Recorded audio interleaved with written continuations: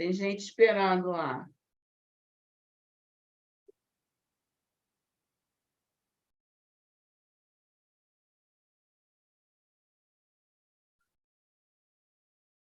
Tem gente esperando lá.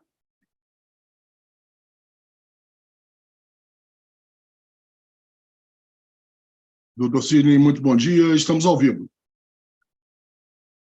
Bom dia a todas e todos, aqueles aqui presentes na nossa sala Zoom e aqueles que nos assistem pelo nosso canal no YouTube. Estamos dando início a mais um webinar, Papo com IAB. Hoje, um tema que tem alcançado enormemente toda a imprensa, a discussão da sociedade, não só no Brasil como no mundo, e iremos conversar sobre o tema de hoje. É um grande bate-papo sobre inteligência artificial. Um diálogo sobre inteligência artificial certamente é uma primeira conversa de muitas que teremos ao longo, né, deste ano sobre o tema. A matéria tem acometido grandes debates em vários setores da sociedade, não só no âmbito jurídico, mas todas as implicações que a inteligência artificial causa em inúmeros segmentos, inúmeros setores da economia, da sociedade, enfim, na própria formação, né, de políticas públicas, enfim, com todas as consequências decorrentes, né, dessa avalanche, né, que tomou conta, especialmente de toda a comunidade nacional e internacional sobre o tema. O tema, efetivamente, não é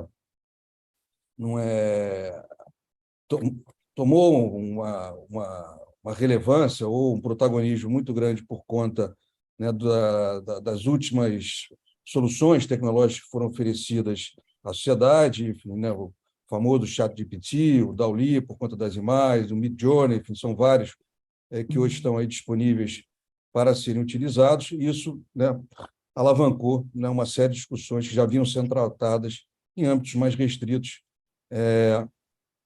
pela sociedade. A questão, especialmente nos últimos 3 anos, né, enfim, vem tomando uma proporção muito grande. Há alguns países mais avançados do que hoje no debate, enfim, mas particularmente entendo longe ainda de uma solução adequada. O Brasil, e vamos falar um pouquinho sobre isso aqui, tenta estabelecer um marco regulatório para a inteligência artificial através de um projeto de lei de número 21, né, que está no Senado. Enfim, em decorrência disso, do projeto de lei, no ano passado, uma comissão de jurísticas constituída para apresentar um substitutivo, ao final dos seus trabalhos, apresentou uma alternativa. Essa comissão de juristas foi presidida pelo ministro do STJ, Ricardo Vilas Boas Cueva, que também é membro do Instituto dos Advogados Brasileiros, o que trouxe, né, para o âmbito nacional algumas particularidades em relação ao debate, né? Aqui nós vamos falar um pouquinho da experiência internacional, em que estágio nós estamos, enfim, e as implicações da inteligência artificial em vários setores, e aqui, dentre eles, as questões envolvendo, né, a propriedade intelectual. Bom, a organizadora, né, desse nosso encontro desta manhã é a doutora Ana Amélia, que é vice-presidente do Instituto dos Advogados Brasileiros e presidente da Comissão de Inteligência Artificial do Instituto, que irá organizar os trabalhos. E temos como convidados, né, nossa palestrante, a professora Dora Kaufmann, e o doutor Igor Valério, que serão devidamente apresentados no momento das suas manifestações. O doutor Igor também é membro do Instituto dos Advogados Brasileiros, e desde logo agradeço a presença, a disponibilidade de ambos, e parabenizo a nossa presidente, né, por essa brilhante iniciativa. A comissão tem sido ativa e trazendo um debate moderno, atual, de questões muito candentes para a área do direito e para a sociedade, envolvendo as inúmeras questões na área digital e, em especial, né, o tema que vamos tratar hoje, da inteligência artificial. Então, agradeço os que nos escutam, que nos assistem, e passo a palavra à doutora Ana Amélia, né, para início dos trabalhos, e mais uma vez agradeço. Muito Muito obrigado. Bom dia a todas e todos. Parabéns, viu, presidente Sidney Sanches? Adorei o senhor estar aqui. É sempre um prazer a sua abertura, a sua presença nos nossos eventos, né? E um agradecimento especial aos nossos palestrantes, a professora Dora Kaufmann e o doutor Igor Valério, que a maior bio dele é ser membro da nossa comissão, né, Igor? Não tenho dúvida disso. Sim. Bem, cumprimento também os membros da nossa comissão, que estão nos acompanhando através da transmissão ao vivo no YouTube, e os nossos ouvintes. Lembrando que a nossa recém-criada comissão de IA e inovação, já mencionada pelo presidente Sidney Sanches, ela vem atuando de uma forma para conscientizar e compartilhar conhecimento nessa nova área do conhecimento, nem tem nova, né? Nessa área pouco explorada ainda, de pouco conhecimento dos operadores do direito. Então, para os nossos ouvintes, eu lembro que nós realizamos sempre temas emergentes que trabalham com tecnologia, claro, e inovação. E eu peço, então, que acompanhem o nosso trabalho. Bem, vamos começar com a apresentação, com a conversa, o bate-papo com a querida professora Dora Kaufmann. É uma alegria especial estar recebendo a senhora aqui, né? Ela é uma grande estudiosa, um grande nome na área desse conhecimento de IA, e uma das coisas que eu mais presto atenção é que seus olhos, né, professora Dora, estão sempre direcionados o seu olhar está direcionado para o campo da governança e da ética, tão pouco comentadas ultimamente. Bem, a professora ela atua no programa de tecnologia da inteligência e design digital da Faculdade de Ciências Exatas e Tecnologias da PUC de São Paulo. Ela possui 2 pós-docs, pela COP UFRJ e pelo TID da PUC São Paulo. É doutora em mídias digitais pela ECA da USP, com um período na Université de Paris, Sorbonne. É autora de vários livros, entre eles A Inteligência Artificial Irá Suplementar a Inteligência Humana e outra obra, Desmistificando a Inteligência Artificial. É colunista da Época Negócios. Professora Dora, queremos ouvi-la, por favor. Inicialmente, nos conte sobre o seu livro, cujo tema da sua palestra, Desmistificando a Inteligência Artificial. E depois a gente vai fazer um bate-papo. Bom dia a todos. Super obrigada, Ana Amélia. Bom, aqui só tem advogados e tem que chamar todos de doutor, doutora Ana Amélia. Aqui a gente está dispensando, ó. Bom, então, muito obrigada pelo convite. Eu acho que esse assunto é premente e a gente tem que... Estou agora fazendo a minha coluna dessa semana e justamente um dos pontos que eu abordo ao final é como que a sociedade tem que ajudar os governos, né? Porque tem todo um processo de enfraquecimento dos governos, principalmente em relação a esse assunto, que é um assunto complexo. Existe uma assimetria de conhecimento, ou uma lacuna de conhecimento por parte dos reguladores que dificulta tratar desse tema da inteligência artificial. Então, a sociedade, e principalmente um instituto como o de vocês, tem um papel importante para auxiliar nesse processo de a gente encontrar um arcabouço regulatório que, de fato, proteja a sociedade e que não impeça o avanço da inteligência artificial. Bom, primeiro, assim, eu acho que é interessante a gente pensar o que difere, porque a inteligência artificial é uma tecnologia digital, né? Mas o que difere das outras tecnologias digitais, inclusive o que justifica, por exemplo, a regulamentação específica da inteligência artificial, enquanto em relação às outras tecnologias digitais não tem essa discussão sobre regulamentação.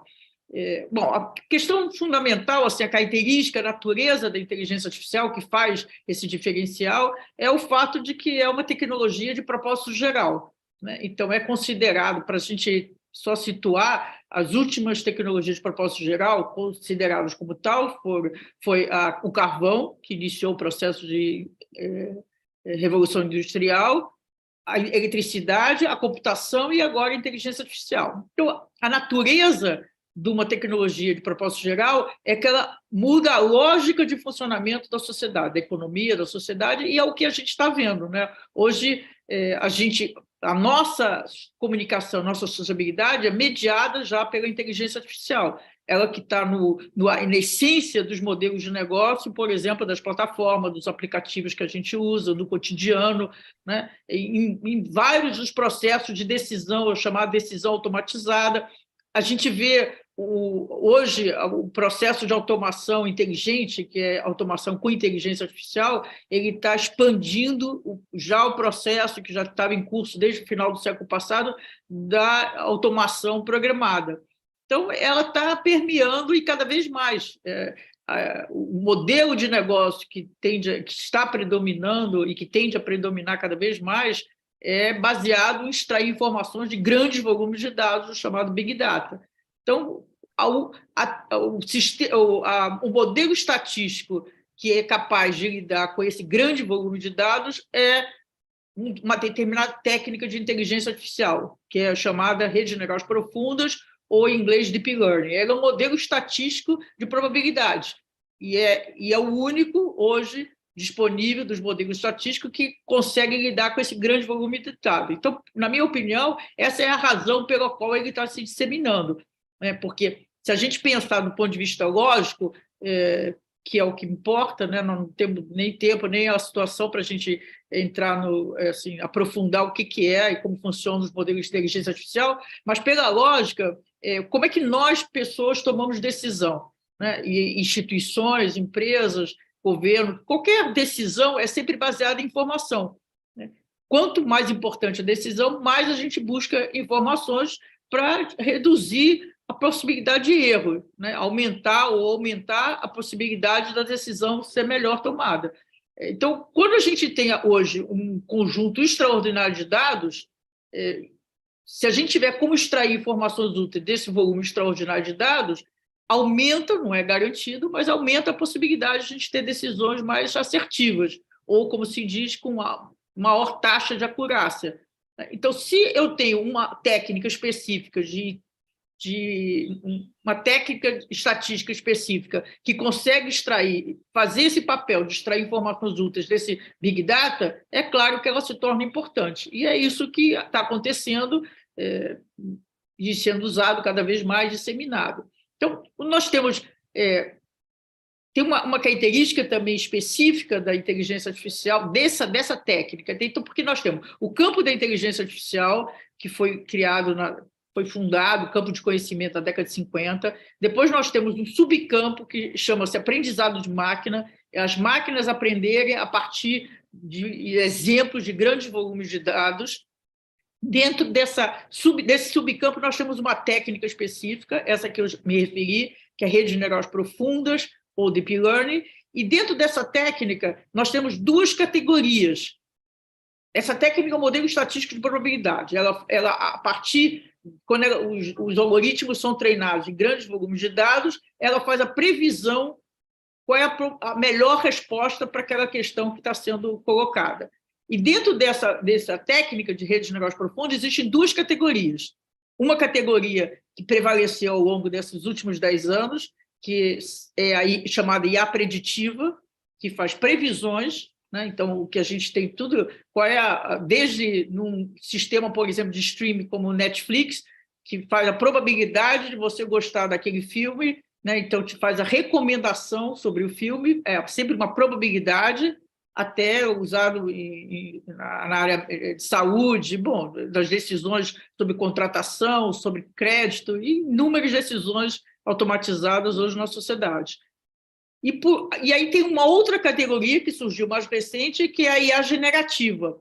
Além de fazer, ela faz a probabilidade, mas ela sintetiza texto, imagem, vídeo, código, que é onde se encaixa, por exemplo, o hype da vez, que é o ChatGPT, né? Então, a lógica é sempre dessa técnica de redes de neurais profundas, que é uma técnica dentro da sub-área de aprendizado de máquina, que ela faz a probabilidade. Então, um dos problemas, por exemplo, de um ChatGPT, do ponto de vista ético, é que é sempre a probabilidade, né? Então, a possibilidade e as incertezas que as respostas embutidas nas respostas é muito grande, né? E muitas vezes tem o fenômeno de alucinação, que aí foge completamente ao real, às respostas reais, à realidade, à verdade, né? Então, por quê? Ele faz a probabilidade, sempre ele trabalha assim, qual é a probabilidade daquela palavra se encaixar naquela sentença,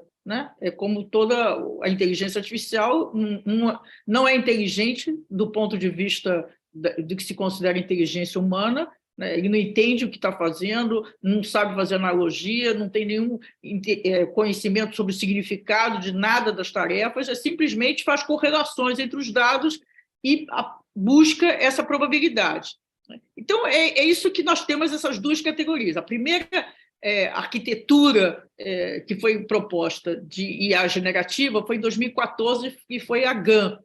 A GAN, ela tem vários benefícios, mas ela também gera a deepfake, que hoje está em debate bastante no Brasil, no Congresso, que é a sua relação, é uma outra forma de produzir fake news, que é a deepfake. É a fake news com imagem ou a voz, que dá uma sensação.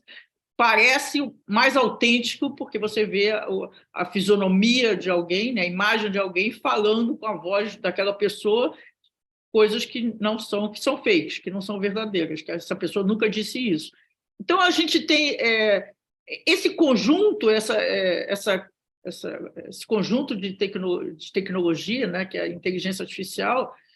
Um dos desafios que eu vejo bastante para a gente, na hora de a gente lidar com ela, é o fato de que eu desconheço alguma aplicação de inteligência artificial que não gere simultaneamente externalidades positivas e negativas, né? Então, isso que é a questão. É como eu falei, a GAN ela tem benefícios na área de saúde, porque ela gera dados sintéticos, que é importante na pesquisa, ela melhora imagens de tomografia computadorizada, com isso ela reduz o tempo de exposição do paciente à radiação, mas ela também produz a fake news. E aí a gente tem inúmeros exemplos dessa situação. O próprio ChatGPT, ele tem ajudado muito. Foi feito, em 1º de março, saiu uma pesquisa que foi feita pela Wharton Foundation, dos 2 primeiros meses de utilização nas escolas nos Estados Unidos, e mostrou a conclusão, o resultado é muito interessante, porque mostra que muito mais professores estão usando do que alunos, né? Então, isso mostra a preocupação inicial da comunidade de educação era que os alunos iam usar fortemente como plágio, né, para produzir trabalhos que não foram feitos por eles. E a surpresa dessa pesquisa é que mais professores estão usando. Isso significa que os professores estão identificando como auxiliar, né, como, de fato, uma tecnologia que ajuda no planejamento da aula, na interação com os alunos. Em suma, tem uma lista de contribuições que o ChatGPT está dando ao professor na sala de aula, né? E, ao mesmo tempo, ele tem vários problemas. Pelo que eu já falei, ele aumenta, inclusive, na discussão sobre fake news, ele potencializa a produção de fake news, porque é difícil. O que eu recomendo sempre é que a melhor interação com o ChatGPT é quando você conhece, quando você domina, ou você tem algum conhecimento daquele assunto que você está solicitando, porque ele pode apresentar dados falsos, e tem uma diferença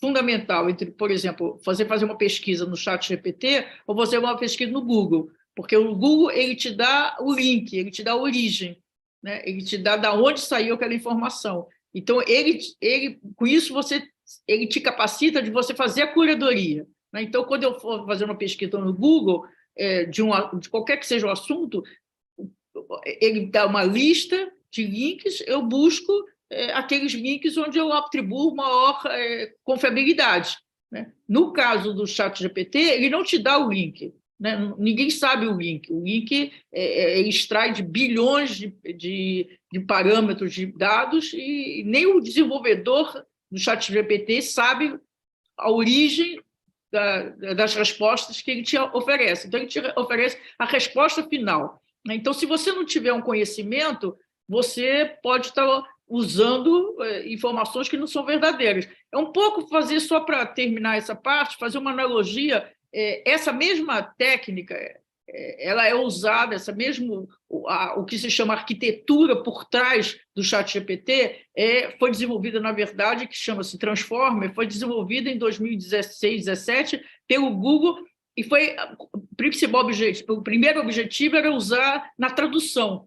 Então, a tradução, por exemplo, do Google, que eu acho que provavelmente todos nós já tivemos alguma experiência, quando você é um auxiliar, né? Mas quando você, por exemplo, vai traduzir algum texto do português, por exemplo, para o inglês, se você não tiver um domínio do inglês suficiente para fazer as correções, você vai estar mal, porque o que ele te entrega não é um texto perfeito, longe disso, né? Não, do ponto de vista da lógica, às vezes ele faz tradução ao pé da letra, como se chama, e não entra na lógica do novo idioma, e ele também tem erros muito grandes. Então, é da mesma forma, assim como na tradução está longe de ser perfeito, tem vários erros que você precisa ter algum conhecimento para fazer as correções, da mesma forma quando você interage, por exemplo, com o ChatGPT.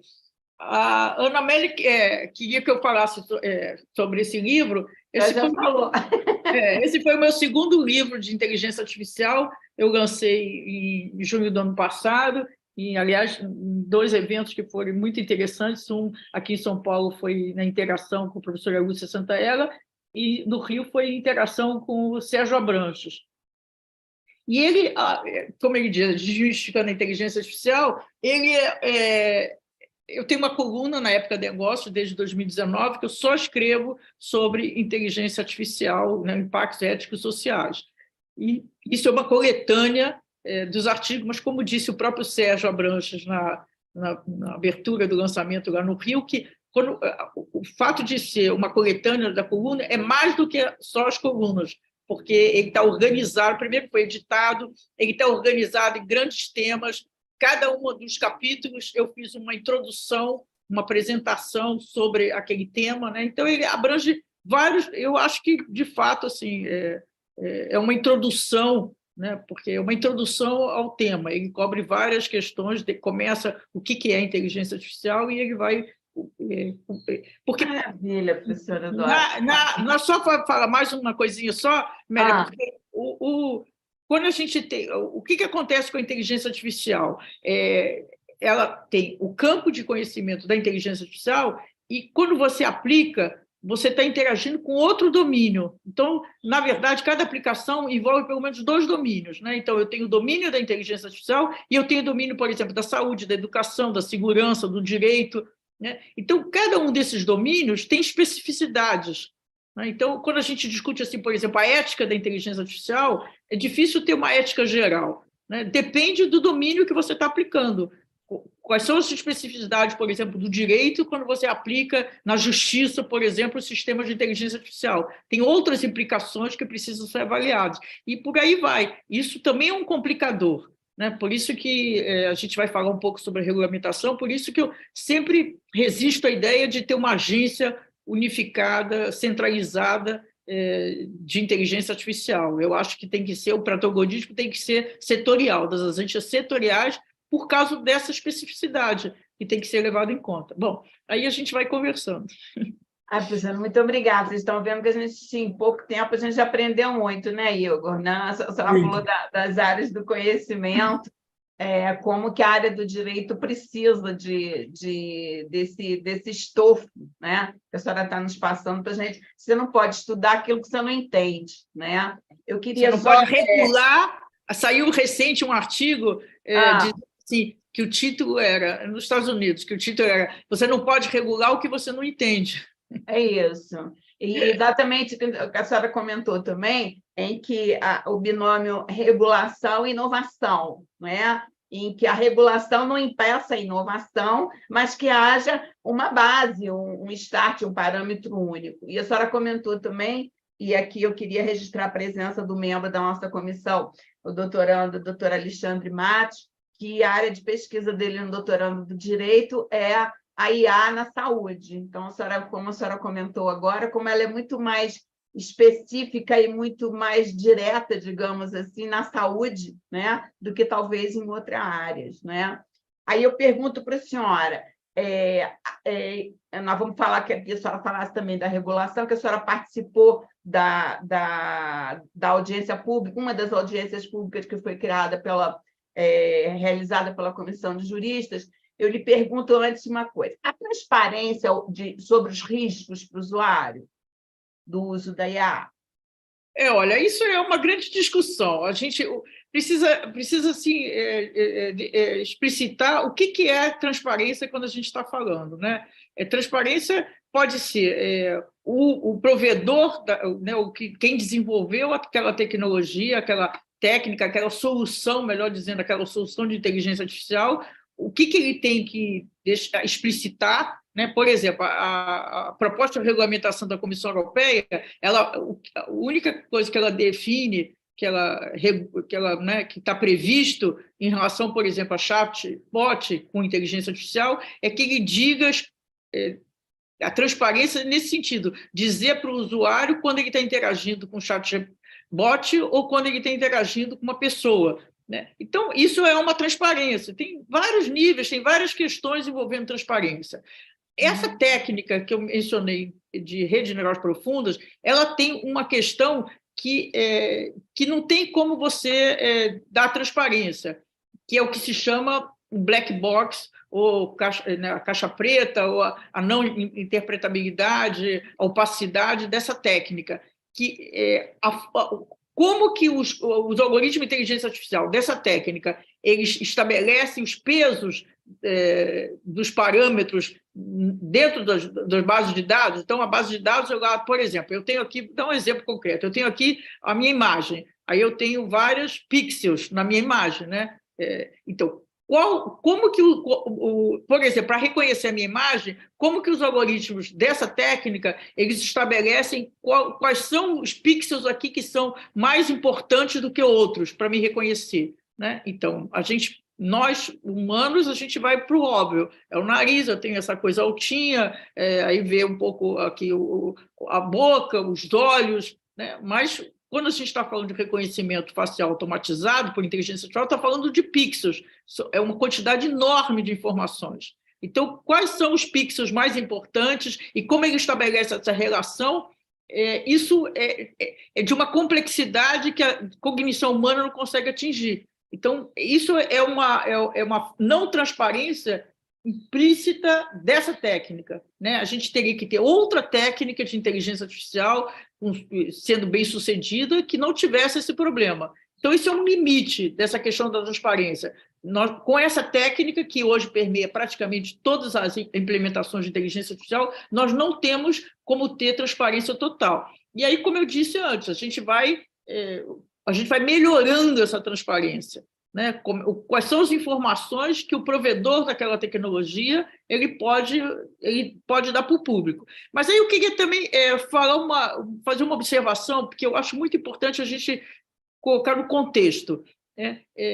Nós usamos os carros e nós não sabemos como o carro é produzido, e não sabemos consertar. Em geral, não sabemos consertar um carro, né? Então, nós usamos inúmeras máquinas que a gente não sabe como funcionam, né? Então, é um pouco assim, às vezes eu acho um pouco falacioso pensar assim, bom, os usuários, todos nós, o público em geral, as pessoas em geral, têm que entender como é que funciona a inteligência artificial. Eu não acho que tem que entender, né? Eu acho que cabe, por isso que eu sempre falo que, para mim, o fundamental é um arcabouço regulatório. Eu acho que cabe à autoridade pública, ao poder público, aos governos, estabelecer obrigações pelo desenvolvedor e pelo usuário da tecnologia que proteja a sociedade, que proteja o cidadão, que proteja as empresas, as instituições, né? Porque não tem como você dizer assim, bom, o público, todos nós, leigos, vamos saber sobre como funciona a inteligência artificial para se autoproteger.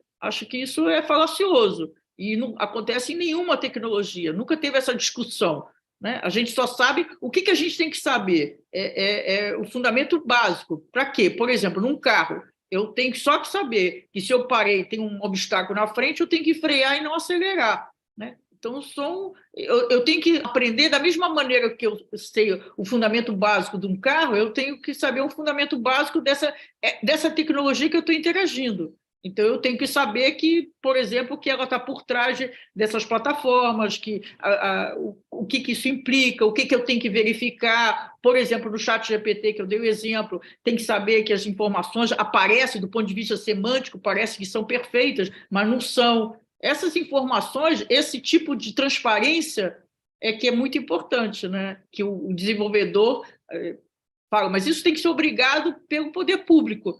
E não vejo outra. Eu sou muito cética em relação à autorregulamentação. Eu acho que a autorregulamentação, quando ela esbarra no interesse comercial, historicamente o interesse comercial prevalece. E é isso, não tem jeito, é assim que funcionam as empresas.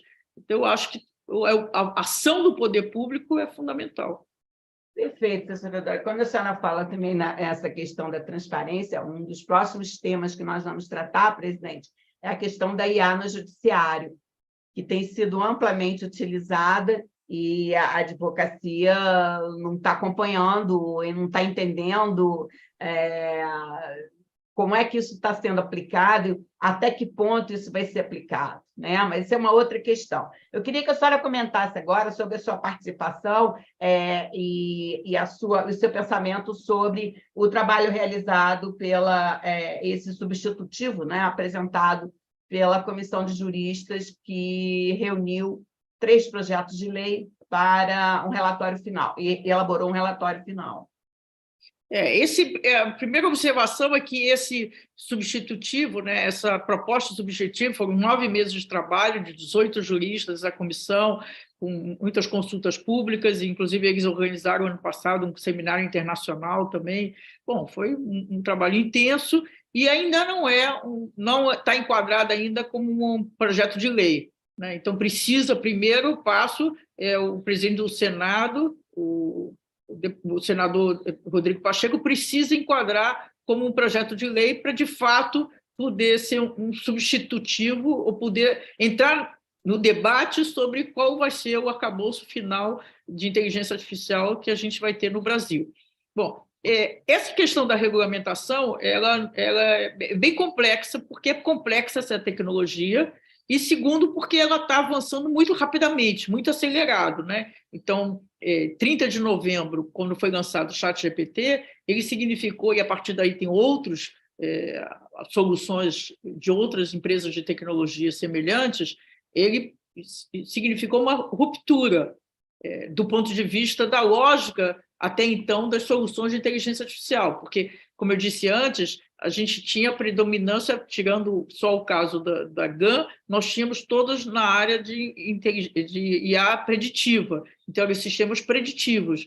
E o sistema preditivo, do ponto de vista regulatório, é mais, digamos assim, mais fácil dentro da toda a complexidade, porque cada sistema é desenvolvido, no sistema preditivo, é desenvolvido para uma tarefa. Então, se eu desenvolvo, por exemplo, um sistema para identificar se a imagem de uma tomografia é cancerígena ou não, e se eu quero um sistema para definir, por exemplo, crédito, numa solicitação de um crédito para um cliente de uma instituição financeira, eu faço sistemas diferentes. Então, regulador, que é a base da proposta, que é a proposta mais robusta é a da Comissão Europeia, que foi proposta em 21, tornada pública, né, em 21 de abril de 2021, e que está em consulta pública até hoje. Ela, já, em novembro, tinha 3.000 emendas já. Ela é centrada nisso, o propósito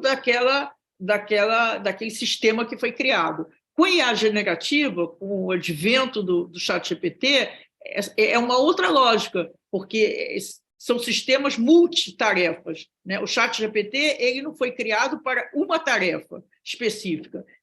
Você pode usar, como todos nós temos experimentado, para inúmeras tarefas, né? Então, o risco, né, o grau de risco, depende do uso, não do objetivo que você desenvolveu aquele sistema. Então, isso tem uma mudança importante e é mais um dificultador. Então, essas duas características, que é a complexidade da tecnologia e o fato de que o avanço é muito rápido, né? Então, está-se numa tendência de regulamentação, de repente tem que fazer uma adaptação porque entrou uma outra solução com outros desafios. Então, o que a gente tem visto, como eu falei, vocês sabem melhor do que eu sobre isso, o sistema jurídico europeu, que é diferente do americano, ele é muito regulatório, né? Ele é diferente, então ele busca regulamentação e a Comissão Europeia está nesse processo, começou em 2018, né? Então é um processo longo, ele tem que conciliar, inclusive, os interesses dos países membros da Europa, da União Europeia, que não é simples, né? Agora acabou de sair uma autoridade de proteção de dados da Itália, tomou uma decisão de suspender temporariamente o ChatGPT na Itália. Saiu agora uma declaração, uma entrevista do ministro alemão absolutamente contra essa decisão da Itália. Então, isso só é uma pequena expressão da dificuldade de conciliar os interesses de todos esses países membros, né? Além das contribuições do público, e está aberta a consulta pública, como eu falei, desde 21 de abril de 2021. Então, esse é o projeto mais robusto. Tem uma série... Eu como, assim, não é público, então eu não sei como que já está sendo modificado desde o projeto original. O projeto original, eu escrevi, inclusive, uma coluna sobre isso, ele tem muitas questões que eu não sei como se viabilizam, né, na prática. Parece até que assim, tem um nível de exigências e de detalhamento que acho que, na prática, eu não vejo como ser viabilizado. E tem muita ambiguidade, né, porque ela usa muitos adjetivos. Então, na época, eu fiz um levantamento, número de adjetivos, e vocês também sabem melhor que eu isso, não dá para uma lei ter tantos adjetivos. Então, tem lá, tem que ser adequado. O que significa adequado? Adequado a quê? Né? Então, precisa ter algumas, em suma, especificações, criar o que você saia dessas palavras, adequado, suficiente, uma série de questões, de adjetivos que é subjetivo, cabe interpretação. O que eu acho adequado é diferente do que o outro acha adequado, por exemplo, do que eu acho suficiente, e aí por aí vai. Agora, no dia 28 de março, né, super recente, o órgão regulador da China, que é um outro processo, que tem uma outra, né, a interação da sociedade praticamente não existe nessas discussões, o sistema legislativo é absolutamente controlado pelo Partido Único, e lançou um órgão regulador, são regras preliminares, até dia 10 de maio vai estar em consulta pública, e regras muito restritivas, e que contrariam, duas delas particularmente, contrariam a natureza essa regulamentação, essa proposta de regulamentação chinesa é em relação específica e generativa, né, que contraria. Eles exigem que o fornecedor da tecnologia garanta a legitimidade dos resultados, quer dizer, que os resultados são reais, e respeite a propriedade intelectual. Duas exigências que não se conciliam com a natureza da tecnologia. Bom, aqui no Brasil, a minha primeira questão é que na consulta pública do PL 21/2020, na Câmara, eu questionei fortemente por que entrou como urgente, né? O projeto entrou com a característica de urgência, e a primeira consulta pública foi em julho, e 29 de setembro já foi votado no plenário da Câmara, 413 deputados votaram a favor e 15 contra. Eu acho que, dada a complexidade, aliás, eu acho que nenhuma lei pode ter só 3 meses de discussão, né? Então, eu acho que, para ter um parâmetro, a lei de proteção, o Marco Civil da Internet levou 5 anos de discussão. Então, eu acho que foi uma precipitação, não tem nenhuma razão, inclusive porque nenhum lugar do mundo ainda tem, do mundo ocidental, né? Do mundo ocidental, tirando a China, que, como todos sabem, é um processo diferente de poder, mas no mundo ocidental não tem nenhuma lei ainda. Nos Estados Unidos tem um processo distinto da Europa, mas não existe nenhuma lei. Então, por que o Brasil, que nós não somos líderes no desenvolvimento da tecnologia, por que nós precisamos não se precipitar? Bom, aí o que foi votado na Câmara é a PL 21/2020, no meu ponto de vista, é absolutamente inócua. Ela é principiológica, absolutamente generalista, ela não protege nada, ela não define nada, né? É isso, é inócua. E eu acho que essa questão do tempo de discussão ela é importante, inclusive, para familiarizar os legisladores, né? Eu tenho muita curiosidade de saber o que é que os 413 votaram a favor e os 15 votaram contra. Porque a minha interação, a experiência que eu tive de interação, tanto na Câmara quanto no Senado, dos deputados e senadores que estão diretamente envolvidos nesse assunto, é muito pouca, é muito básica o conhecimento sobre inteligência artificial. Então, esse tempo é importante também para isso, para diminuir esse gap de conhecimento por parte dos legisladores e a sociedade participar. Então, agora, como é o trâmite normal, foi aprovado no plenário da Câmara, foi para o Senado. E aí o Senado, o presidente Rodrigo Pacheco, criou uma comissão, e aí tem outros 2 projetos de lei que foram apresentados no Senado, também muito generalistas, e o presidente do Senado criou essa comissão de juristas para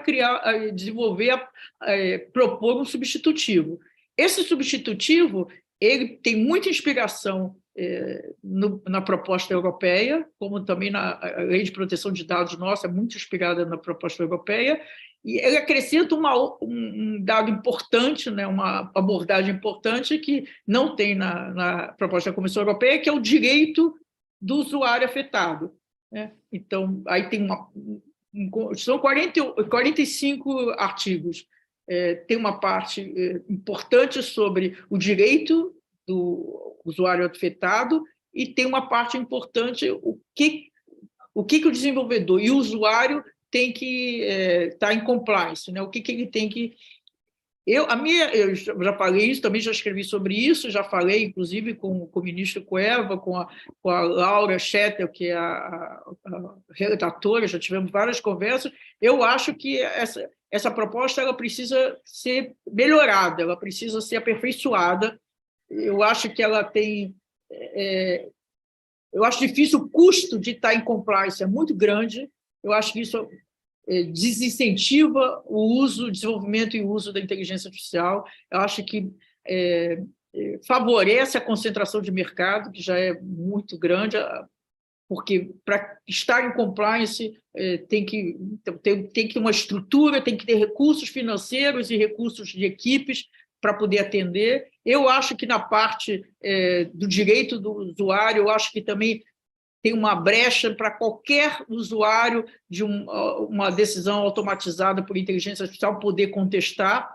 Então, eu acho que tem várias questões lá para a gente discutir, mas é infinitamente superior à PL 2021-2020, que foi aprovado na Câmara, que, como eu disse, não é inócua. Então, acho que com esse substituto, o nosso empenho agora, e aí eu acho que vocês têm um papel muito importante, é fazer com que esse substituto preparado pela Comissão do Senado seja, de fato, transformado numa PL, porque aí, a partir daí, ele vai poder estar na discussão, senão ele não representa nada, e eu acho uma pena, porque é um investimento de 9 meses, inclusive custeado pelo dinheiro público, porque tiveram várias iniciativas que precisaram ser custeadas, e não pode ser que não resulte nada, né? Então, eu acho que a gente tem uma base de discussão.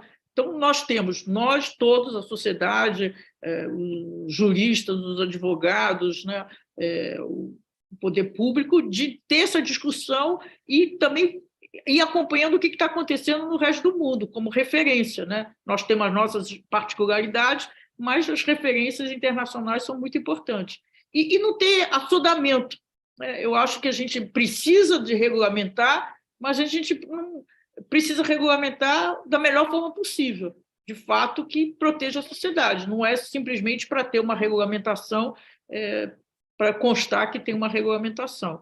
Então, agora, eu participei, 2 semanas atrás, de uma outra consulta pública, que acho que o Igor se referiu, sobre um outro projeto de lei em relação à propriedade intelectual, né? O direito intelectual que está correndo, também me chama a atenção na Câmara, porque na Comissão de Cultura, porque deveria estar articulada com essas outras iniciativas e não pode ser desvinculada, né? E também, tive a impressão também um pouco de assodamento, de rapidamente ter, quando essa questão da propriedade intelectual, do direito, do direito da propriedade, direito autoral, é uma discussão que transcende a inteligência artificial. Desde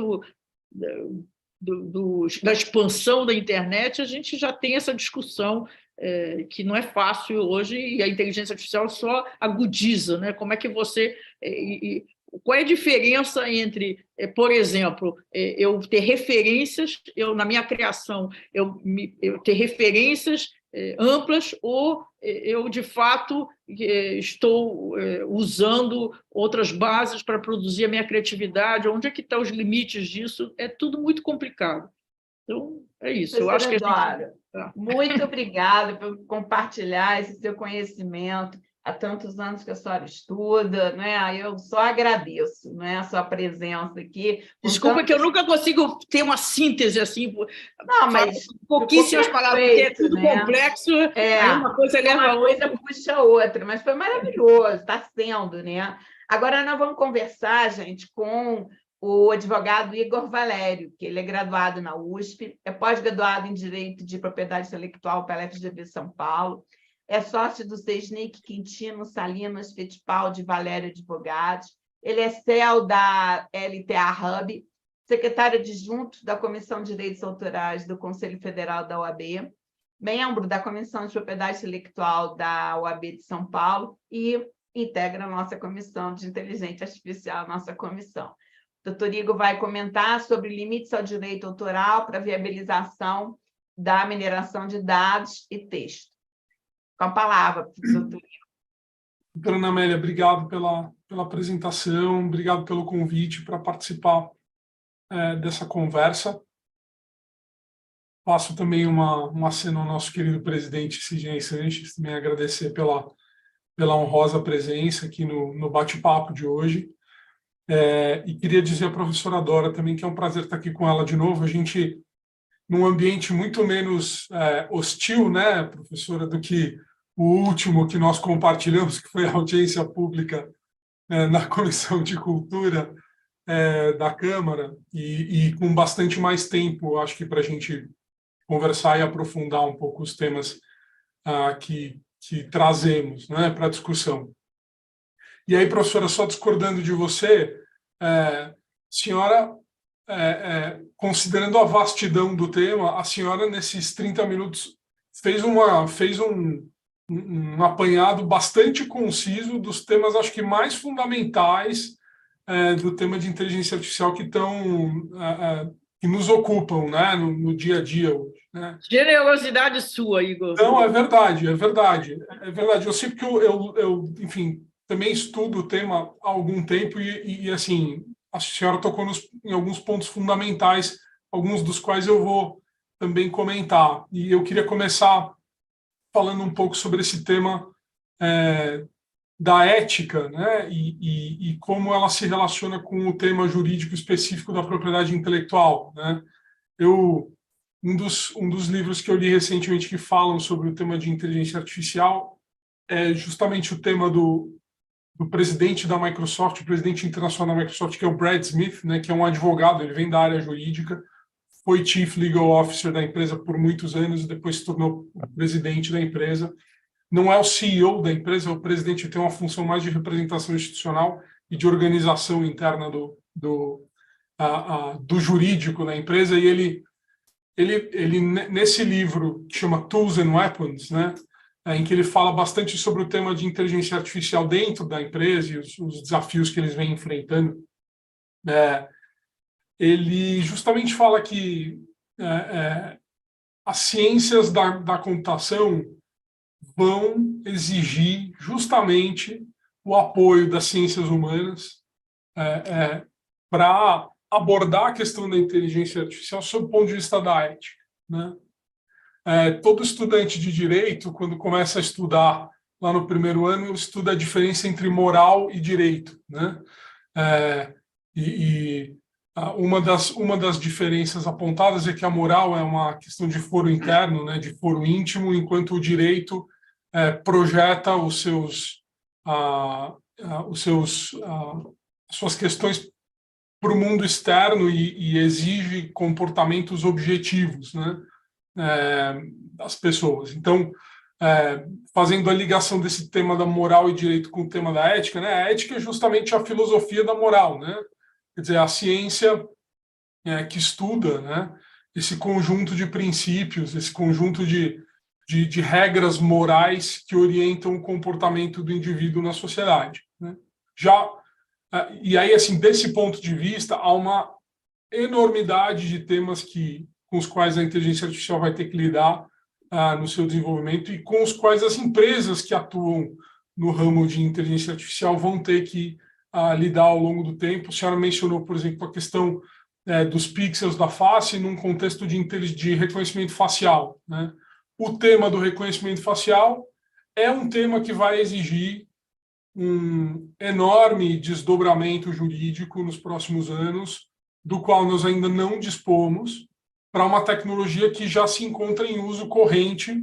Ontem fui ao Ministério Público para um evento aqui em São Paulo. O Ministério Público de São Paulo, aqui na Rua Riachuelo, já faz o cadastramento facial e a entrada e saída acontece por meio do reconhecimento facial. Todo mundo que viaja já sabe que as tecnologias de reconhecimento facial já são de uso corrente.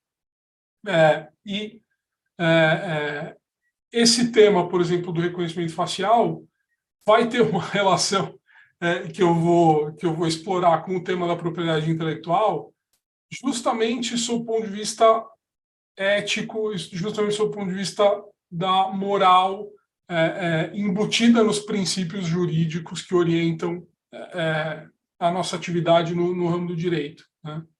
Então, fazendo essa ponte com o tema jurídico, né, o direito acaba se apropriando de algumas regras morais e determinando um conjunto de comportamentos que nós vamos seguir, né, na sociedade. O tema da propriedade intelectual é um tema que vem desenvolvido num contexto, e é especialmente o tema do direito autoral, num contexto de tentar equilibrar uma necessidade de incentivar a criatividade e a criação humana de um modo geral, de um modo amplo, ao mesmo tempo em que permite o acesso a esse conteúdo de uma maneira que o conhecimento gerado não fique absolutamente restrito e que possa ser efetivamente disseminado. E o direito autoral, olhado numa perspectiva temporal, mais de longo prazo, pode ser entendido como um sistema, como uma máquina que incentiva as pessoas a criarem conteúdos das mais diversas naturezas que serão apropriados exclusivamente durante um período de tempo por aquele criador, mas que depois integram um patrimônio de domínio público que vai ser usado por toda a sociedade de maneira livre. E dessa perspectiva, então, o direito autoral é um mecanismo para promover o aumento desse domínio público e para promover o aumento de conhecimento geral disponível para a sociedade, né? Então, esse é o grande objetivo, né, do sistema de direito autoral, visto dessa perspectiva que eu descrevi, equilibrando incentivo à criação com possibilidade de acesso aos conteúdos.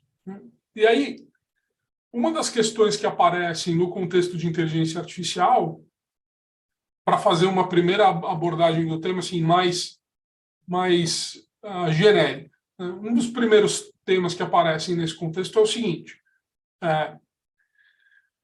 a inteligência artificial, isso, só para fazer um outro comentário, isso não é uma exclusividade do direito autoral, né? Esse tema da competição entre a inteligência artificial e o trabalho humano, ele é um outro tema amplo dentro do contexto de inteligência artificial que vai ser objeto de inúmeras discussões, que é a substituição, e que também não é novo, né? Que é a substituição do trabalho humano pelo trabalho automatizado. No campo de direito autoral, a inteligência artificial daí já generativa, né, desse tipo descrevido pela professora Dora, sintetiza conteúdos, cria conteúdos que vão justamente competir com os conteúdos criados por seres humanos. Nessa mecânica ampla do direito autoral, de incentivar a criação, concedendo um monopólio sobre essa criação por um determinado período de tempo, para que, ao fim, aumente o patrimônio de conhecimento da sociedade como um todo, essa competição do conteúdo criado pela máquina com o conteúdo humano tem que ser computado nesse sistema como um desincentivo à criação, né? Então, esse é um primeiro ponto. O segundo ponto, aí, ainda de uma perspectiva mais ampla, é a questão da mecânica das inteligências artificiais generativas para criarem conteúdos que vão competir com os conteúdos humanos. E aí já há uma questão bastante importante acontecendo internacionalmente, que é justamente o fato de que as inteligências artificiais generativas criam com base em datasets, né? Ou seja, conjuntos de dados que foram alimentados, que alimentaram essa inteligência artificial e que são de criação humana. Então, esse sistema passa a funcionar da seguinte forma: o humano cria, estou simplificando aqui, como a professora Dora disse, é bastante mais complexo do que isso, mas é importante, às vezes, a gente criar sistemas simplificados para entender o problema, né? Ou noções mais simplificadas. O humano cria, essa criação instrui uma inteligência artificial que, por sua vez, cria um conteúdo que compete com aquele que a instruiu, né? Sem que esse que criou o conteúdo, que deu origem ao conteúdo artificial, sem que esse que criou esse conteúdo seja de alguma forma remunerado. Então, aí, do ponto de vista do conhecimento já existente, dos conteúdos já protegidos por direito autoral, que existem disponíveis no mundo, né, o problema se descreve da seguinte maneira: nada disso que eu vou dizer é real, tá? Então, é só para continuar explicando o problema. Imagine-se aqui no Brasil a editora Martins Fontes, por exemplo. A editora Martins Fontes é dona de direitos editoriais sobre um determinado catálogo, eventualmente sobre direitos autorais como um todo, sob um regime de cessão de direitos autorais para a editora. Então, imagine-se que uma empresa criadora de inteligência artificial generativa queira alimentar a sua inteligência artificial com toda a base de dados de livros cujos direitos pertencem à editora Martins Fontes, por exemplo. Aquele conjunto de dados ingerido pela inteligência artificial, que passa, então, a gerar conteúdos escritos que, em algum momento, competem com aqueles conteúdos que a instruíram. E aí, debate-se no mundo a possibilidade de criação de uma licença, né? Ou a possibilidade de criação de um sistema de remuneração, que talvez nós não tenhamos a tecnologia, inclusive jurídica, para isso ainda, um sistema de remuneração que permita que a Martins Fontes, que por sua vez tem as suas obrigações de remunerar os autores com os quais ela contratou, que a Martins Fontes possa ser remunerada pelo fato de que ela forneceu uma enorme base de dados para instruir uma inteligência artificial que criará conteúdos que eventualmente vão competir com os conteúdos criados por humanos. Então, essa é uma das questões discutidas atualmente no campo de propriedade intelectual em relação a esse direito, um direito que talvez ainda não exista. A gente possivelmente vai chamar esse direito de um direito conexo, já vou entrar nesse detalhe. Criação de algum direito que permita que a ingestão de grandes bases de dados proprietárias possa ser objeto de licenças pagas, que, por sua vez, vão remunerar os criadores. Então, essa é uma das proposições, de novo, ainda sem detalhes, porque, embora o tema da inteligência artificial não seja um tema exatamente novo, né, aconteceu com ela nesse último ano, o que de alguma forma aconteceu com outras tecnologias, cuja existência não é nova, mas que adquiriram uma certa... parece que se amarraram certas pontas em volta dessa tecnologia de uma maneira que elas agora se tornam absolutamente centrais na nossa vida e utilizadas por todos, né? Aconteceu isso. Um exemplo disso foi, por exemplo, a criação do iPhone, né, em 2006. Tecnologias, sem comparar a dimensão, né, como a professora mencionou, né, a criação do iPhone não é uma tecnologia de propósito geral, né, como é a inteligência artificial e como foram outras tecnologias que revolucionaram o modo de produção humano. Mas, para dar um exemplo concreto, quando o iPhone foi criado, todas as tecnologias do iPhone já existiam, inclusive incorporadas em alguns telefones já disponíveis no mercado. Mas a tecnologia do iPhone, o produto do iPhone amarrou uma série de questões, telas capacitivas de touchscreen que permitem a interação naquela interface que todos nós conhecemos. O abastecimento do telefone com conteúdos digitais que vão ser consumidos, enfim, uma série de tecnologias que já existiam naquele momento, mas que foram, então, incorporadas em um produto que se disseminou rapidamente pela sociedade. Me parece que aconteceu de novo isso agora com o ChatGPT. Depois de... né, eu li uma entrada de blog do Bill Gates, por exemplo, em que ele relata que ele vinha trabalhando com a OpenAI desde 2016, quer dizer, já há 6 anos antes de o ChatGPT adquirir alguma notoriedade, né, a Microsoft já vinha desenvolvendo um trabalho com o OpenAI. Então, me parece que agora, no ano passado, um desses fenômenos de viabilização da tecnologia para uso amplo da sociedade aconteceu de novo e o ChatGPT coloca o tema da inteligência artificial de maneira muito central no nosso dia a dia, não que ela já não estivesse, mas de uma maneira muito visível agora, né? E que dá origem a uma série de discussões. A reboque do trabalho do OpenAI vieram algumas outras tecnologias, também de algumas grandes software houses americanas, como a Adobe, por exemplo, a tecnologia do Firefly, por exemplo, que é aquela tecnologia do text to image, né? Se descreve uma imagem e a inteligência artificial cria aquela imagem de acordo com a descrição textual.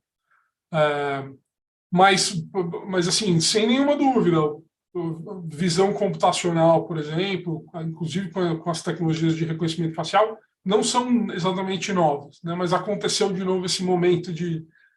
Não é um momento eureka porque não é da descoberta, mas não é da descoberta do inventor, mas é uma espécie da descoberta do usuário daquela tecnologia, está ali para ser usada e, de repente, aquilo se torna um negócio central nos debates da sociedade, né? Então, um dos temas é esse que eu disse. Se a gente vai começar a promover a ingestão maciça de dados proprietários em inteligências artificiais que vão ser usadas de maneira ampla pela sociedade, se há a possibilidade de criar-se uma licença para isso.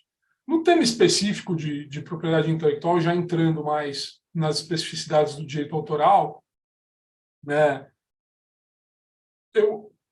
3 temas acho que têm sido fundamentais aqui, né? Um é o tema da autoria, né, das criações por inteligência artificial. Eu estou tentando não usar o termo obra, porque o termo obra é um termo que vem carregado de uma série de significados atribuídos pela lei de direito autoral e pelas legislações internacionais e pelos tratados.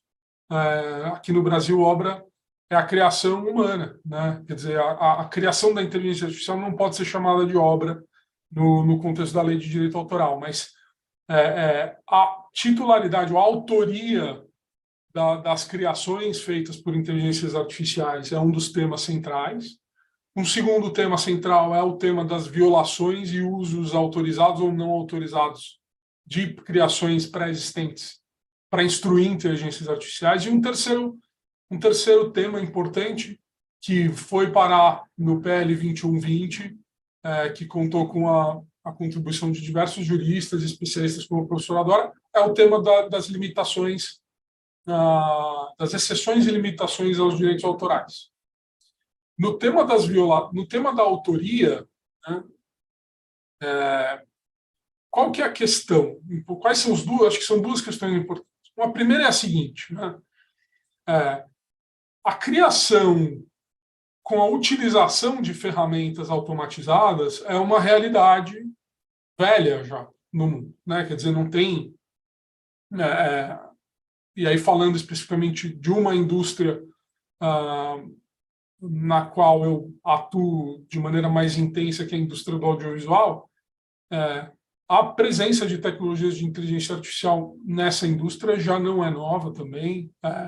Na audiência da Câmara eu mencionava, por exemplo, uma tecnologia que reproduz um cenário geográfico. Eu quero fazer a filmagem em determinada cidade do mundo, naquele lugar ali. Então, eu tenho uma tecnologia que reproduz aquela localidade geográfica em 3 dimensões para o diretor fazer um assessment de se aquilo efetivamente vai servir para filmagem ou não vai servir para filmagem. Todas as tecnologias de efeitos especiais e de pós-produção desfrutam de tecnologias proporcionadas pelo uso de inteligência artificial.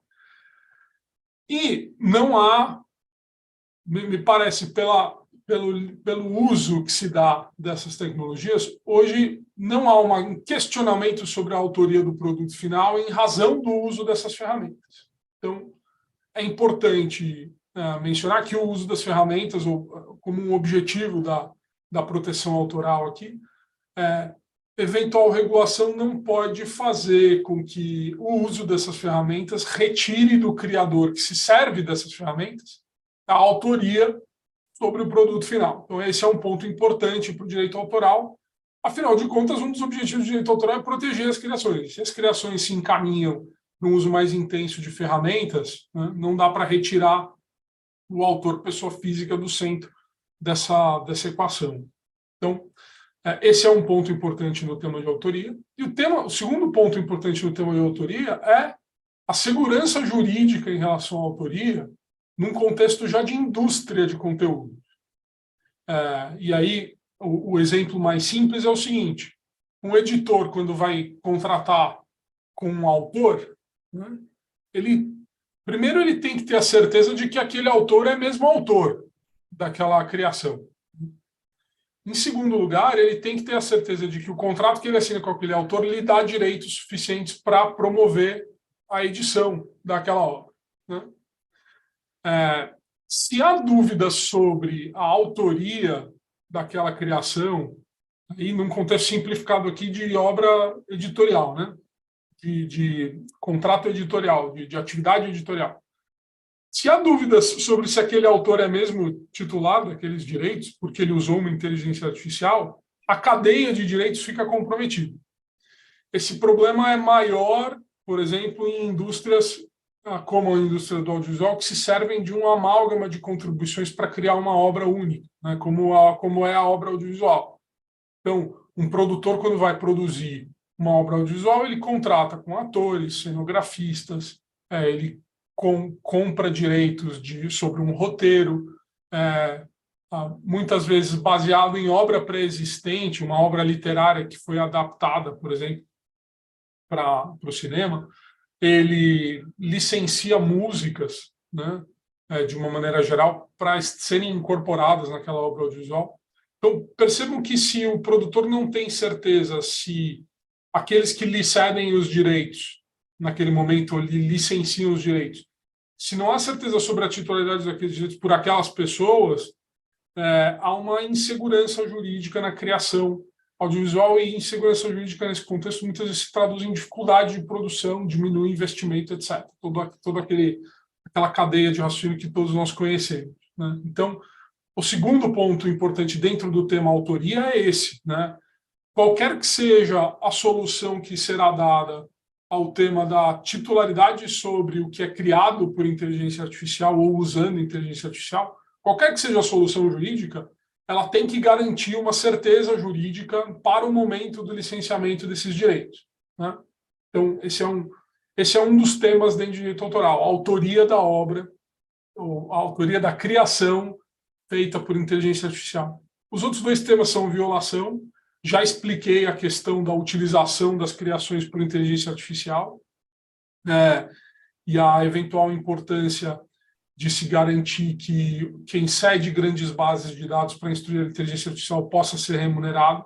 E aí eu faço uma menção, então um comentário, professora, que eu não fiz na nossa audiência pública, porque não houve tempo, mas a senhora comentou, como comentou aqui nessa nossa apresentação, sobre a impossibilidade de se identificar com precisão a origem individual de uma determinada citação ou de uma determinada criação feita pela inteligência artificial.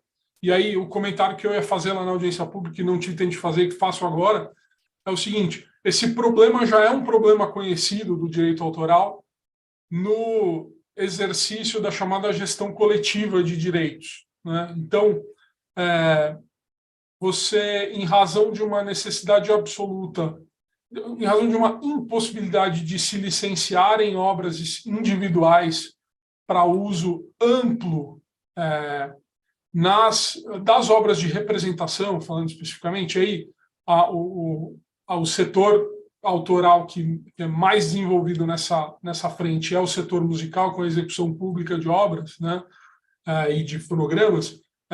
E aí o problema concreto é o seguinte, né? Todos os bares do Brasil tocam música, né? Se fosse absolutamente necessário identificar com precisão, individualização, todas as obras e todos os fonogramas tocados em todos os bares do Brasil, para que fosse possível fazer uma cobrança desses direitos, seria absolutamente inviável e impossível nos dias de hoje fazer esse tipo de atividade. E, enfim, o segmento econômico de licenciamento de música já desde o fim, desde o começo, na verdade, desde o começo do século XIX, começa a desenvolver uma atividade de gestão coletiva desses direitos para conseguir recolher pela execução pública desses direitos em um sistema que também não depende da identificação individual das obras, para que seja possível monetizar esse uso coletivo de obras, de fonogramas. Então, me parece que é importante, aí dentro da ciência jurídica, dentro desse tema de violação e uso livre ou uso pago, que a gente discuta como fazer, do ponto de vista mais da ciência jurídica mesmo, qual que é, entre aspas, a tecnologia jurídica que a gente vai usar para viabilizar uma remuneração. E aí eu tenho algumas sugestões, né, que eu acho que são mais ou menos de consenso, que parece que esse direito é um direito muito mais de proteção do investimento, como são os direitos conexos, por exemplo, atribuídos a empresas de radiodifusão, como é o direito autoral originário sobre obra coletiva, por exemplo, né? Direitos de proteção do investimento muito mais do que um direito clássico de autor ou um direito conexo clássico que se vincula ao intérprete especificamente. Parece que é possível pensar num direito conexo de proteção do investimento quando você tem a ingestão ampla de grandes bases de dados por inteligências artificiais. E o terceiro ponto é o ponto das exceções e limitações. E aí faço um comentário também sobre um ponto que a senhora levantou, professora, sobre a presença enorme de adjetivos, a grande intensidade de uso de adjetivos e conceitos abertos, né, nas legislações que tratam sobre o tema, né? E aí eu diria o seguinte: muitas vezes, depende muito da tradição jurídica do país onde a questão acontece, mas muitas vezes a lei, na impossibilidade de trazer uma regulação mais precisa, a lei traz um conceito um pouco mais aberto, justamente para permitir o preenchimento daquele conceito, por exemplo, pelo Poder Judiciário, de acordo com a casuística que vai se apresentar ao Poder Judiciário daquele país. Em alguns países isso tem uma importância muito maior, como é o caso dos países de tradição anglo-saxônica, em que você tem um sistema de precedentes muito bem organizado,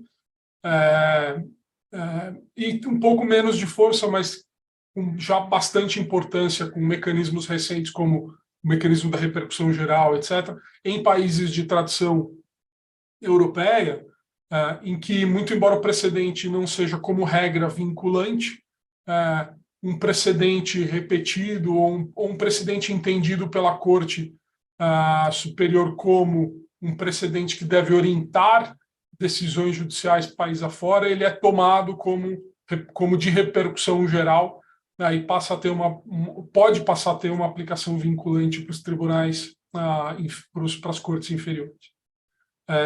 Então, esses são os meus pontos, doutora Ana Amélia, em relação a esse tema tão difícil e tão novo para a gente. Obrigada, Igor. A professora Dora gostaria de falar, mas antes eu gostaria só de fazer uma observação, né?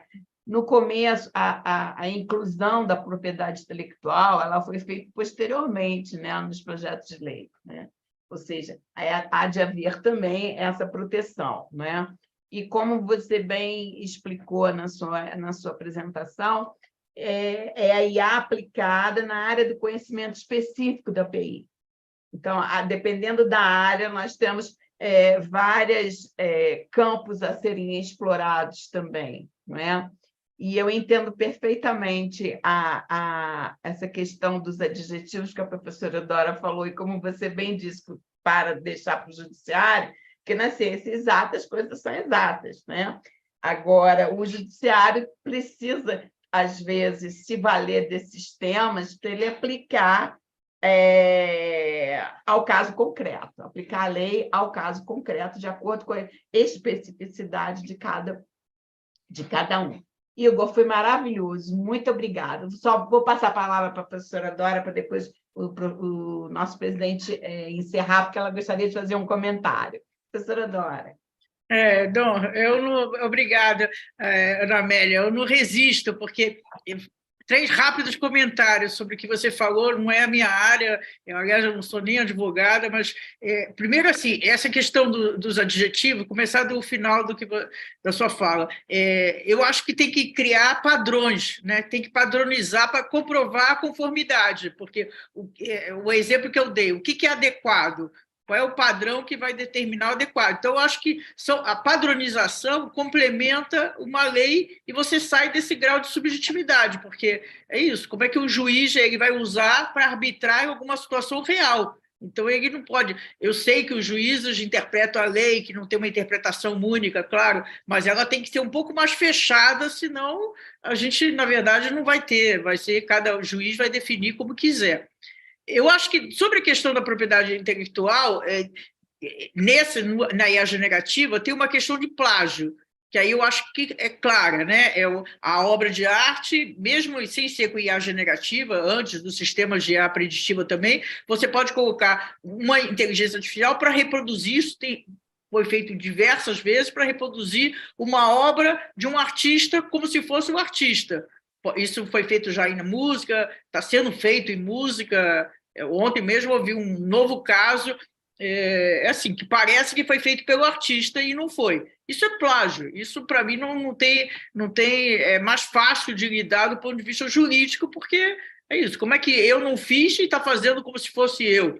Então, agora, outra coisa é as obras de arte, por exemplo, no caso de obra de arte plástica, que foi usado naqueles bilhões de parâmetros dentro da base de dados para treinar. Isso, eu não sei, eu tenho várias que eu não entendo o que você falou bem, precisaria conversar mais para entender melhor a questão da comparação que você fez, a analogia com a criação coletiva, porque aqui eu acho que é bem diferente, não é uma criação coletiva, nós estamos falando de bilhões de dados, aí ninguém sabe qual foi usado, não tem como identificar nada, né? E aí, se tiver tempo para comentar, agora em 15 de março, o Escritório de Direito Autoral dos Estados Unidos ele deu uma nova orientação.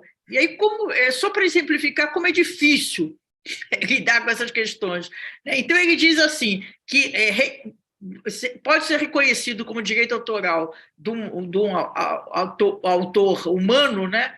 se a obra final não for uma reprodução mecânica, mas refletir a concepção mental do autor. Isso que é a expressão que o Escritório de Direito Autoral dos Estados Unidos reflete concepção mental do autor. Isso, para mim, tem um grau de subjetividade absoluto.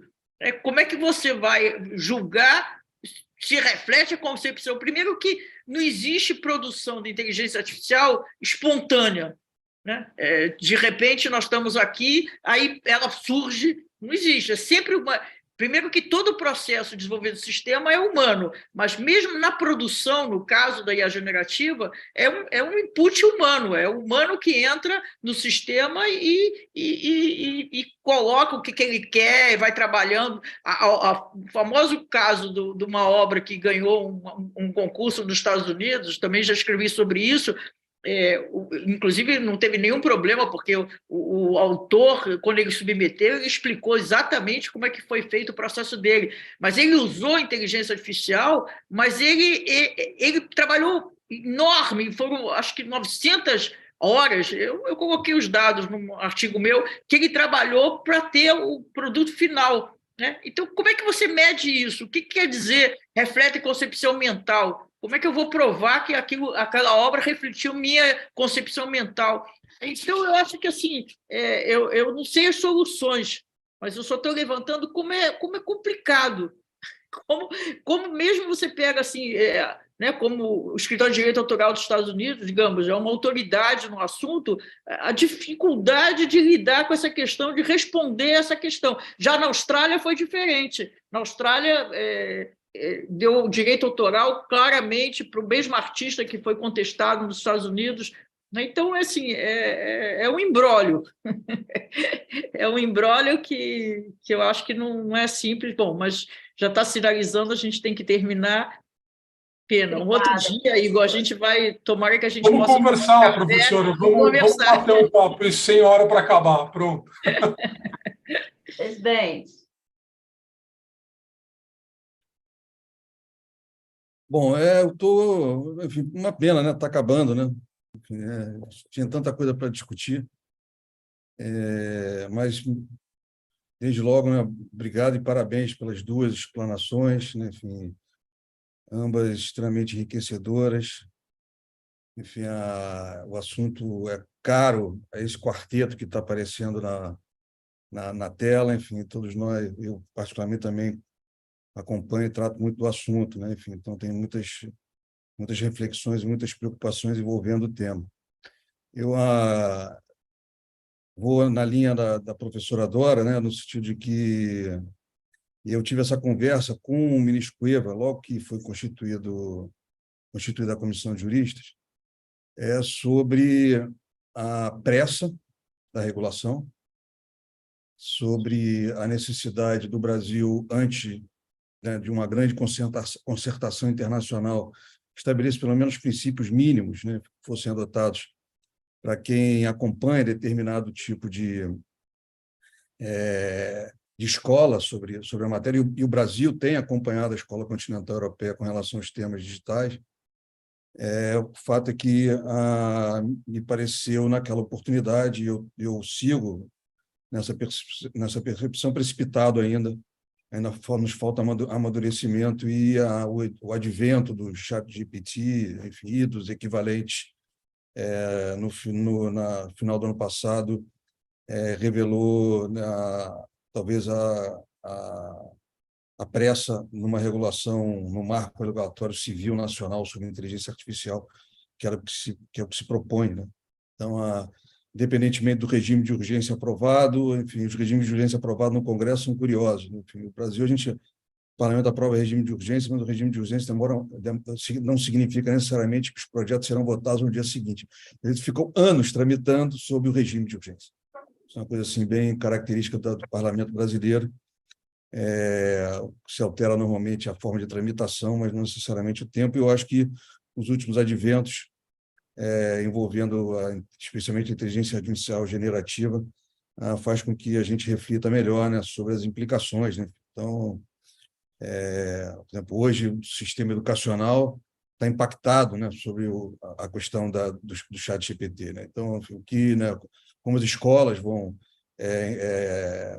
dialogar isso, né, com os seus corpos discentes, né, como os alunos, enfim, vão interagir com essa questão, enfim, até que ponto isso vai, né, interferir ou não no processo educacional, enfim, até porque na inteligência, a tecnologia, né, ela não para, não deve ser parada, e a sociedade tem que, né, entender e assimilar esse avanço cada vez mais rápido, né, enfim, do pensamento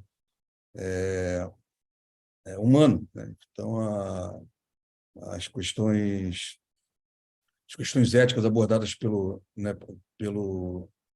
Igor, né, enfim, elas, né, explodem numa discussão dessa, né, enfim, as questões da apropriação, né, de obras de terceiros, a questão, né, da assimilação como autor de aquilo que efetivamente você não criou, né, ao mesmo tempo é fato, né, as ferramentas de tecnologia hoje elas contribuem para o processo criativo. O próprio direito de autor também tem que, né, fazer muitas reflexões em relação às suas concepções, seus conceitos. Então, foi muito rica a discussão hoje. E aí fica aqui dentro um pouquinho, para terminar, um pouquinho de provocação, um pouquinho para ajudar, talvez, na reflexão, né? Quando nós discutimos aí, né, enfim, a forma pela qual são alimentadas essas tecnologias. A professora agora comentou a história do carro, né? Eu sou um mau motorista e, ao mesmo tempo, não entendo absolutamente nada de mecânica. Mas entro no carro e dirijo. Ele me leva para algum lugar. Então, enfim, por quê? Não adianta me perguntar, porque eu não sei. Mas é fato, né, filho? A gente, né, precisa, antes de tudo, ter a segurança de que aquilo ali entrega efetivamente algo que lhe dê, né, segurança, a possibilidade de você fazer a sua condução e a realização do trajeto, né, de um lugar a outro. Mas num detalhe diferente, por exemplo, no exemplo do carro, que aí fica motivo da provocação para todos nós. Enfim, eu não sei o que significa um carburador, né? Mas ou muito menos o papel da bateria, até um pouquinho, enfim, dentro do carro. Mas tanto o carburador quanto a bateria, a empresa que produziu o carro sabe a origem dela e certamente, né, remunerou para usar aquilo. Então, ou seja, enfim, eu não preciso saber, mas eu preciso ter, né, segurança daquilo que foi disponibilizado e me deu, né, a certeza de que eu posso adquirir aquele produto e eu posso usá-lo, né, dentro dessa perspectiva. Isso cai um pouco agora nessa discussão, né, múltipla. Eu estou dando um comparativo um pouco tosco, né, evidentemente, mas o fato é que ele está inserido nesse debate, né, enfim, né, de como são construídas essas grandes bases, enfim, qual o reflexo da oferta dessa quantidade de informação sem a segurança que elas são efetivamente com qualidade ou não, e da onde elas são obtidas, né? Acho que teremos aí assim uma discussão grande no âmbito, eu acho que como o professor Adora citou, a discussão no âmbito da Comunidade Europeia, enfim, né, enfim, imaginamos o seguinte, quer dizer, nós estamos falando de uma proposta de diretiva europeia para a inteligência artificial que é de 2021.